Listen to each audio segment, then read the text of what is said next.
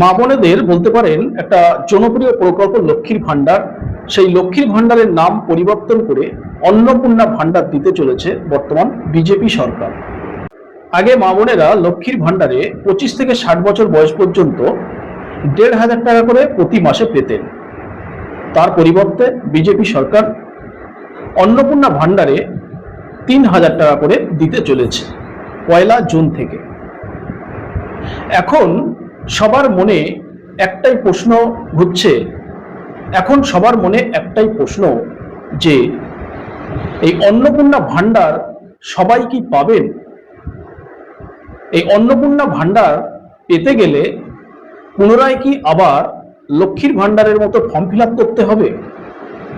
এমন প্রশ্ন কিন্তু সবার মনে ঘুরছে। সরকারি সূত্রের খবর, যারা যারা লক্ষ্মীর ভান্ডার পেতেন তারাই অন্নপূর্ণা ভান্ডার পাবেন, এবং লক্ষ্মীর ভান্ডারের টাকা যে অ্যাকাউন্টে প্রতি মাসে ঢুকতো সেই অ্যাকাউন্টেই অন্নপূর্ণা ভান্ডারের 3,000 টাকা করে ঢুকবে 1 জুন থেকে। এটা যেমন অনেকের কাছে আনন্দের খবর, আনন্দের সংবাদ, তেমনি অনেকের কাছে আবার এটা দুঃখের খবর। কারণ যারা যারা লক্ষ্মীর ভান্ডার পেতেন তাদের মধ্যে অনেকেই অন্নপূর্ণা ভান্ডার পাবেন না। তারা অন্নপূর্ণা ভান্ডার হারাতে চলেছেন। অন্নপূর্ণা ভান্ডার কারা কারা পাবেন এবং কারা পাবেন না, কি কারণে পাবেন না, সরাসরি নারী ও শিশু কল্যাণ দপ্তরের মন্ত্রী মাননীয়া অগ্নিমিত্রা পলের মুখেই আপনারা শুনুন। যিনি আমাদের দেশের নাগরিক নন তার তো পাওয়ার কথা নয়। সুতরাং সেই অ্যানালিসিসটা হবে যে যাদের যাদের নাম কাটা গেছে তাদের মধ্যে কতজন লক্ষ্মীর ভান্ডার পাচ্ছেন, তাদের নাম কিন্তু বাদ যাবে। এবং আরেকটি মুখ্যমন্ত্রী বলেছেন, যারা সিএ এর জন্য অ্যাপ্লাই করেছে এবং যাদের নাম ওই ট্রাইব্যুনালে গেছে তাদেরকে এর থেকে বাদ রাখা হবে আপাতত।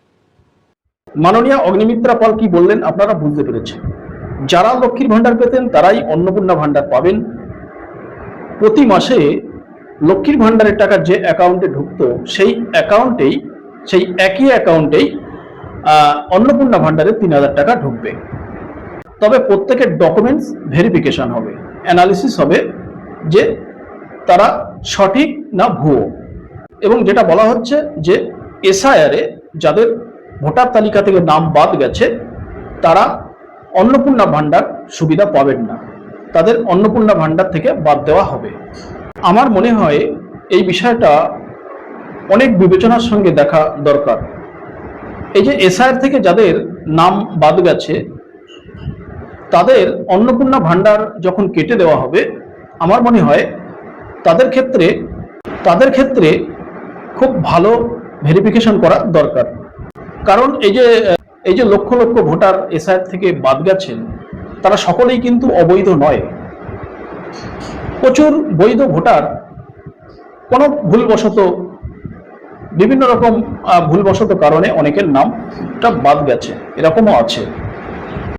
সত্যি যদি কেউ এ দেশীয় না হয় অথচ তারা এই প্রকল্পের সুবিধা পাচ্ছেন, সত্যি যদি সে বেনাগরিক হয় তাহলে তার নাম বাদ যাক অন্নপূর্ণা, তাহলে তার নাম এই প্রকল্প সুবিধা থেকে বাদ যাক, কোনো অসুবিধা নেই। কিন্তু ভোটার তালিকা থেকে নাম বাতিল হয়েছে মানেই যে সে অবৈধ বেনাগরিক এমন তো নয়। প্রচুর বৈধ ভোটারের নাম কিন্তু ভোটার তালিকা থেকে এসআইআরে বিভিন্ন ভুলবশত কারণে বাদ গেছে। সুতরাং যারা লক্ষ্মীর ভান্ডার পেতেন অথচ তাদের কারো ভোটার তালিকা থেকে নাম বাদ গেছে, তাদেরকে স্পেশাল ভেরিফিকেশন করা হোক, তাদের ব্যাকগ্রাউন্ড, তাদের পারিবারিক লিঙ্ক সবকিছু দেখে তারপরে বিবেচনা করা হোক।